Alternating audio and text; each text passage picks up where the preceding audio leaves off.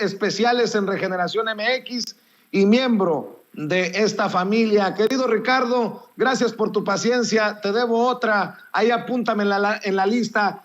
Gracias por estar aquí. ¿Cómo estás? Un abrazo. En la larga lista, querido Vicente, pero no te preocupes, estamos aquí participando en Sin Censura con muchísimo gusto. Y bueno, público memorioso, la Secretaría de Relaciones Exteriores, otra vez la Secretaría de Relaciones Exteriores anunció el nombramiento de nuevos embajadores que han concitado bastante controversia. Y bueno, estos nombramientos que incluyen la designación del historiador y articulista de La Jornada, Pedro Agustín Salmerón, como embajador en Panamá, la de Leopoldo Gives, que es un dirigente y político como embajador en República de Venezuela. Incluyen también la del periodista Guillermo Zamora al frente de la Embajada de Nicaragua. De estos dos últimos personajes poco se ha dicho, poco se ha hablado porque no concitan el morbo en las redes sociales. También se anunció el nombramiento de Carlos Miguel Aiza, exgobernador de Campeche, como embajador en República Dominicana. Y bueno, la exgobernadora de Sonora, Claudia Pavlovich, va como cónsul de México en Barcelona, en España, allá en las Españas, donde mucho se ha hablado de la Secretaría de Relaciones Exteriores y de esa dejadez del canciller Marcelo Ebrard, que se ha negado a dar un posicionamiento precisamente sobre los integrantes de esa importantísima sede, de ese consulado. Bueno, Alfonso Suárez del Real, que era actualmente jefe de oficina de la Jefatura de Gobierno de la Ciudad de México, un hombre culto, hay que decirlo, fue, pues bueno, nombrado como titular de la Oficina de Enlace de México en Estrasburgo. La escritora Laura Esquivel se va como embajadora a Brasil. Ahí me hubieran hablado a mí porque eu si falo portugués direito, pero no queremos eso. Nosotros somos periodistas y aquí estamos al frente. Y bueno, ahora mal, porque siempre hay cosas malas. Los dos nombramientos que más controversia han suscitado, querido Vicente, son el de Claudia Pavlovich, desde luego, y el de Pedro Salmerón, por otra parte. En el caso de Claudia Pavlovich, exgobernadora priista de Sonora, no hay que olvidarlo en ningún momento. Bueno, pues se saben muchísimas cosas tétricas, y como se sabe también, pues Pavlovich dejó tras de sí una deuda mayor a la que había dejado su predecesor, el panista, otro tétrico panista, Guillermo Padres. La administración de Pavlovich, no hay que olvidarlo tampoco, fue acusada en general de corrupta, y durante su administración apenas hubo obra pública. Pura simulación y pura frivolidad, esos fueron los sellos distintivos de Claudia Pavlovich. Pavlovich dejó, ya lo sabe el público memorioso, los índices de violencia por los cielos, la corrupción desatada en su máxima expresión, hubo cero inversión pública y un gasto corriente mucho mayor al anterior. Esos son los datos duros. Y es posible y lamentable que el actual gobernador Alfonso Durazo no la persiga, como ella persiguió en su momento a Padres. Pero el gobierno de Claudia fue un pésimo gobierno, lo fue. No olvidemos tampoco, público memorioso, que Pavlovich repartió notarías entre sus allegados en un movimiento que en su momento fue calificado incluso por el propio presidente Andrés Manuel López Obrador como una práctica corrupta de mandatarios estatales que en ese momento salían. Ahora, ¿qué se va a hacer en Barcelona? ¿Qué va a hacer Claudia Pavlovich en calidad de cónsul? ¿Qué sucederá? ¿Qué hará? A disfrutar ella y su familia de los cientos y cientos de millones de pesos que burda y al parecer impunemente le robaron al pueblo sonorense. Parece que sí, y en ese sentido es un craso error, hay que decirlo con todas sus letras, de parte de la Secretaría de Relaciones Exteriores, este nombramiento. Ahora, el segundo caso que también ha causado controversia es, como decíamos, el nombramiento de Pedro Salmerón, quien ha sido tildado de acosador en redes sociales. De entrada, debemos definir qué es el acoso sexual para no andar con eufemismos y no andar en la cuerda floja de los conceptos. El acoso sexual es la intimidación o el acoso de naturaleza sexual o violación, promesas no deseadas o inapropiadas a cambio de ¿qué? De favores sexuales. Es importante tenerlo en cuenta. Y desde luego que la mayoría de los contextos jurídicos, el acoso sexual es ilegal. Y el acoso, como bien se sabe, público memorioso, puede adoptar cualquier cantidad de formas que incluyen violencia física, formas sutiles de violencia, como la coacción, es decir, forzar a alguien, a cualquier persona, a hacer algo que definitivamente no quiere o se resiste a llevarlo a cabo. Y nadie, ni mujeres ni hombres, porque hombres también padecen acoso, deberían de padecerlo. De hecho, nadie debería sufrir acoso, hostigamiento. ¿Y cómo debemos detectar el acoso? Es simple. Cuando existe una situación donde hay un comportamiento verbal, no verbal o físico no deseado, cuyo camino sea el tema sexual, con el propósito o el efecto de atentar contra la dignidad de una persona, en particular cuando se crea un entorno intimidatorio, degradante, humillante, ofensivo u hostil. Ahí, público memorioso, se está sufriendo acoso. Y todo este contexto para decir, querido Vicente, que como si se ha dicho, Pedro Salmerón incurrió en acoso, no basta con señalar. No basta con señalarlo, hay que probarlo. Todas las mujeres, desde luego, tienen derecho a vivir sin violencia. Eso es un hecho inobjetable y no está aquí a discusión. Pero ante la pregunta que le hicieron hoy al presidente en la mañanera, se notó que está abierto a abordar el tema. Y si hubo acoso por parte de Salmerón, el camino es simple, que se presenten las pruebas. Hay mujeres, exalumnas del ITAM o de la UNAM, que se sintieron vulneradas por el historiador Salmerón, las vulneró de una u otra forma en sus derechos, en algún momento les negó trato imparcial o en el peor de los casos les solicitó favores sexuales a cambio de tal cual calificación, como se está diciendo en Twitter. Por favor, denuncien, acudan a la Fiscalía Especializada a levantar sus denuncias, no se queden ahí nada más tuiteando. Salmerón ha sido funcionario público, Vicente, y eso brinda la posibilidad de que las víctimas, si las hubo, acudan a levantar su denuncia a la Fiscalía de Investigación de Delitos Cometidos por Servidores Públicos. Existe, está ahí, vayan, corran. Eso sí, ahí les van a pedir más que sus dichos. No basta con hacer señalamientos en redes sociales, por favor. No es suficiente con escribir un tuit desgarrándose las vestiduras. No, para nada. Hay que ofrecer pruebas que demuestren las acusaciones, datos duros, pruebas contundentes. Por supuesto que el hostigamiento sexual y el acoso son formas de violencia. Nadie lo niega. Desde luego que conllevan humillación e intimidación. Nadie podría negar tampoco, porque sería estúpido hacerlo, que el acoso daña la salud, la integridad, las oportunidades profesionales y los derechos humanos de quienes lo padecen.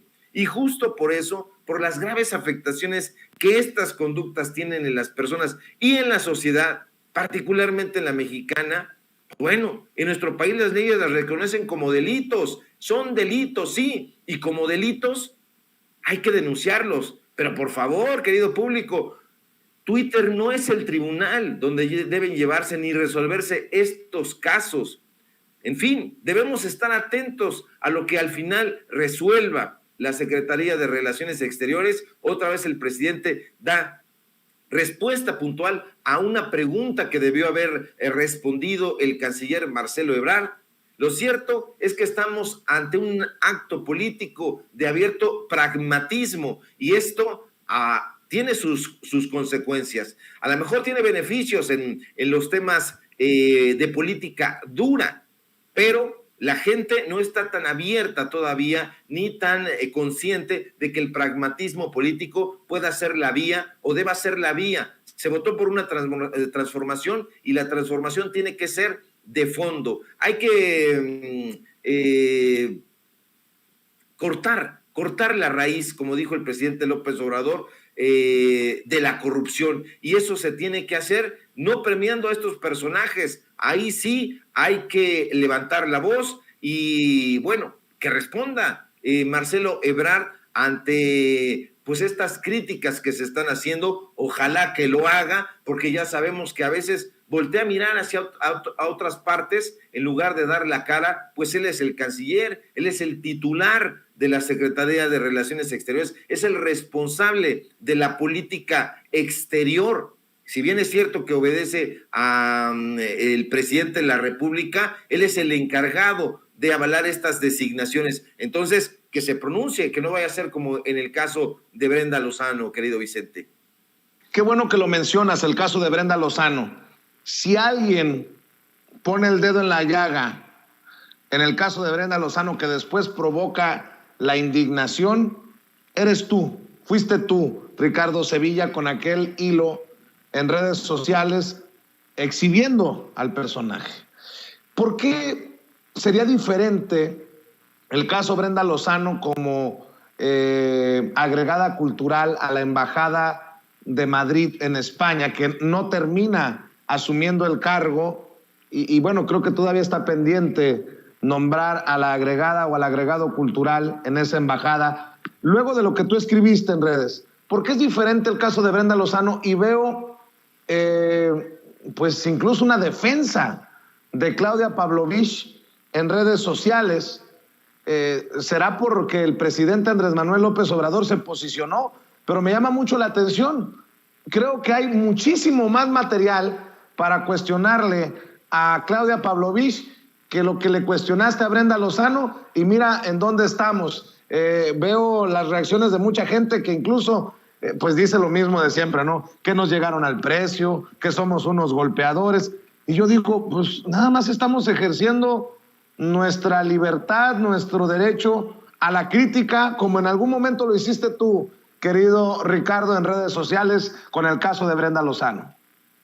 Así es, el público memorioso tiene que tener en cuenta que aquí se trata por una parte de pragmatismo y por otro lado que ya se está caminando, yo diría que abruptamente, hacia la sucesión presidencial. En Twitter particularmente hay dos grupos, el grupo de los monrealistas y el grupo de la gente que defiende a Claudia Sheinbaum, y ellos están ahí disputándose una especie de preeminencia sobre los otros, y no tiene que ser de esa manera, o no lo tendría que ser en el caso de los periodistas. Los periodistas, como tú bien dices, estamos para hacer esos cuestionamientos, estamos a favor, sí, de una transformación, por supuesto, desde luego, eso nos ha hecho levantar la voz ante los corruptos, ante Krause, ante Aguilar Camín y las mafias que tutelan, pero cuando se trata de este tipo de cosas, y sobre todo en el caso, por ejemplo, de España, que parecen que no quieren ahí que haya personajes importantes, relevantes de la cultura. Los hay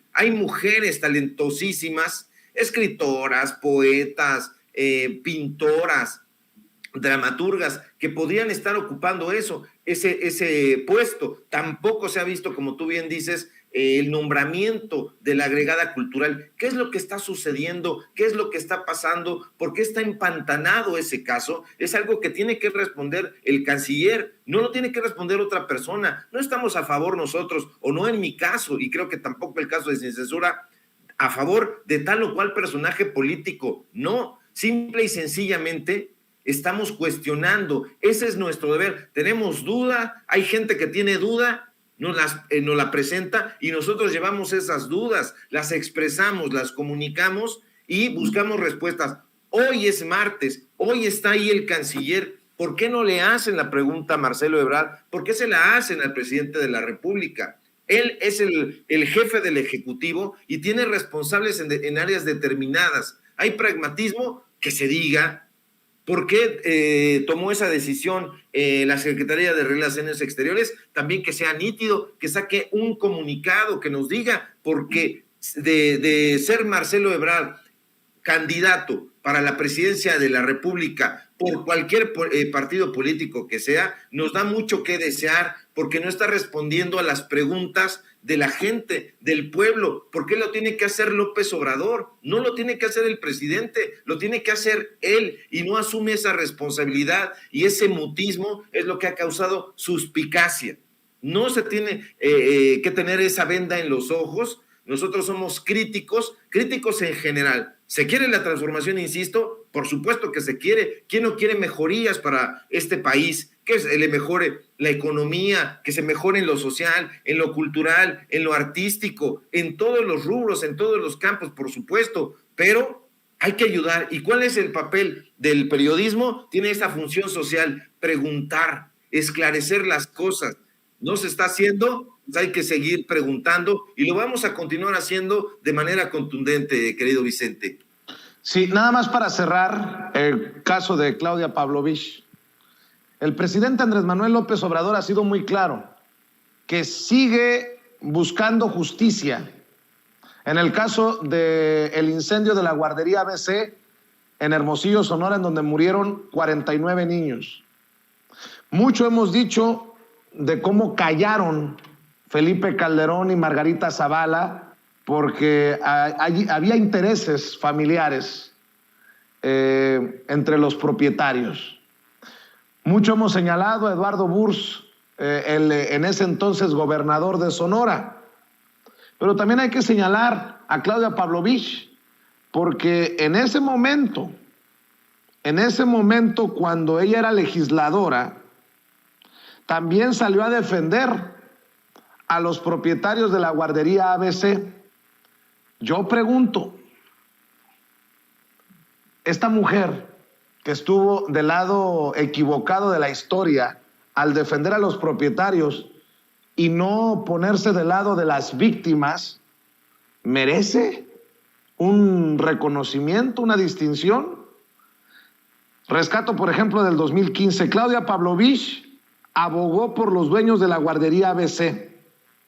La candidata a la gubernatura de Sonora en ese entonces y el aspirante a una diputación federal, Claudia Pavlovich y Abel Murrieta, respectivamente, respaldaron a los propietarios de la guardería ABC. Dos priistas que contienden por cargos de elección popular en Sonora fueron criticados por sus acciones en torno al caso de la guardería ABC e incluso por la defensa que hicieron de dos de los propietarios del lugar en el que el 5 de junio de 2009 murieron 49 menores a causa de un incendio. Se trata de Claudia Pavlovich, hoy candidata, en ese entonces, 2015 digo, tricolor al gobierno del estado, y Abel Murrieta Gutiérrez, procurador del estado, cuando ocurrió el incidente, quien busca una diputación federal por el mismo partido, o buscaba en ese entonces. Pavlovich firmó una carta de respaldo a Gildardo Francisco Urquide Serrano, copropietario de la guardería y quien fuera secretario de Finanzas del PRI en Sonora. También giró otro documento de respaldo a favor de Sandra Lucía Telles Nieves, copropietaria de la guardería y esposa de Alberto Escalante, subsecretario de Ganadería Estatal en aquella época. Las cartas dadas a conocer por los padres de los niños fallecidos fueron expedidas 3 meses después del incendio y enviadas al juez del caso con la intención de que a ambas personas se les permitiera salir bajo fianza. Y cito lo que dice en esa carta membretada de Claudia Pavlovich: no tengo inconveniente en recomendarlo de la manera más amplia, ya que en mi concepto su desenvolvimiento en nuestra comunidad ha sido siempre con honorabilidad. En ese entonces Claudia Pavlovich era diputada local del PRI y, aprovechando su investidura y posición política, social y económica, generó un muy claro tráfico de influencias. Consideró en su momento a Abraham Fraijo, vocero de los padres de los niños muertos en la guardería ABC. Un día después de que se realizara dicha conferencia, la priista Claudia Pavlovich se reunió con los padres de los niños heridos o lesionados en el siniestro y declaró que estaba por la justicia y porque se haga justicia pronto, pero respaldó a los dueños de la guardería ABC. Nada más para que quede en el récord, mi querido Ricardo Sevilla, porque muchas personas pueden pensar que hay alguna intención política o algún interés de otro tipo, un interés malsano de tu servidor, pero yo, que he seguido de cerca el caso de la guardería ABC, que hemos entrevistado una y otra vez a los padres de los niños muertos o de los niños lastimados de por vida en este incendio, pues sí, debo de decir que son de las cosas que asumo como personales en este caso. Mi querido Ricardo Sevilla, ¿con qué cierras? Así es, y no hay que palidecer ante la denuncia de estos casos atroces. Se trató de 49 menores muertos por este incendio. Y bueno, ¿quién estaba ahí? En efecto, estaba Claudia, este personaje. O sea, sí asumieron la defensa de los propietarios de esa guardería. No tenemos que, insisto, retractarnos ni palidecer. Y si hay un interés, por supuesto que lo hay, es el interés de informar. Ya hemos denunciado en su momento, querido público memorioso, Vicente, a los personajes aviesos que han tratado de colarse a las huestes de Morena y de la Cuarta Transformación, y no lo vamos a dejar hacer. Ya hemos hablado de la corrupción del gobernador de Quintana Roo, hemos hablado de quien fue en su momento Lili Téllez, y ahora ahí están los resultados. Hablamos en su momento de Germán Martínez, y ahí están los resultados.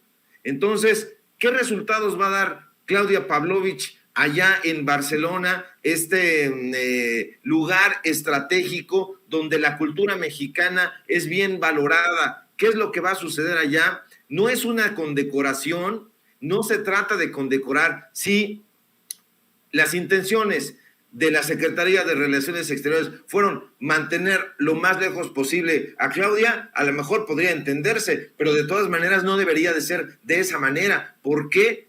Porque las embajadas son también epicentros culturales donde se da a conocer la riqueza de nuestro país, y tener a estos personajes ahí, como en su momento se tuvo a Fabricio Hernández, este personaje que también denunciamos aquí en Sin Censura, eso no puede quedarse así. Está ahorita la embajada de México en España con mirándose con una lupa, y que nombren a esta mujer, un personaje sin duda atroz y siniestro. No lo podemos callar, hay que hacerlo de manera contundente, y lo vamos a continuar haciendo. Son datos duros a muchas personas, a mucha gente que está buscando otra cosa, intereses, puestos políticos, que le den ahí un impulso en algún puesto burocrático. Eso no lo queremos nosotros. Nosotros somos periodistas y eso es lo que nos interesa. Se incomodan estas realidades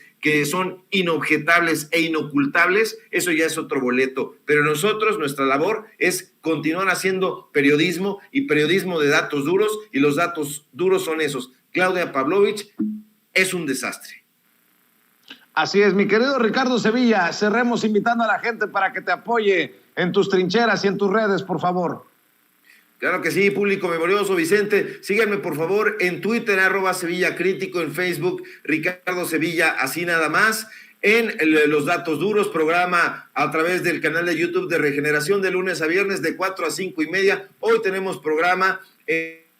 Síganos también en Tiempos de Canallas, esta sátira, esta parodia que también protagonizamos de lunes a viernes en punto de las 8 de la noche y hasta las 9 hora del centro de México. Síganos también en el portal Regeneración, donde hacemos estas investigaciones, donde publicamos opiniones muy contundentes, investigaciones especiales que no gustan a los corruptos, ni a Claudia Pavlovich, ni a todas esas huestes que intentan meterse en esta transformación. Síganos también aquí en Sin Censura, desde luego, de lunes a viernes, donde estamos participando en punto de las 11 de la mañana. Un fuerte abrazo a ti, a todo el equipo de producción, y desde luego a toda la gente que nos ve y que nos escucha con muchísimo detenimiento. Muchas gracias, y nos vemos al ratito en la mesa de debate. Claro que sí, muchas gracias a Ricardo Sevilla, el maestro Ricardo Sevilla, coordinador de investigaciones especiales en Regeneración MX y miembro de esta familia Sin Censura.